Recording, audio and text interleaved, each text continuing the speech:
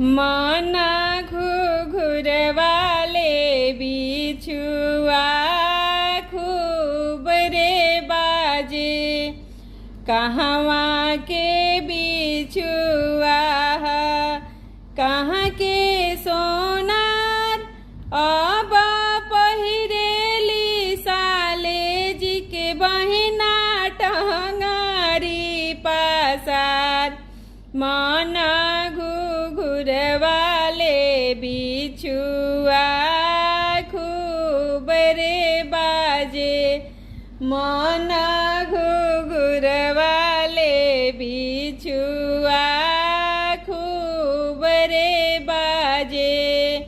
गोपालगंज के बिछुआ गोपालगंज के सोनार अब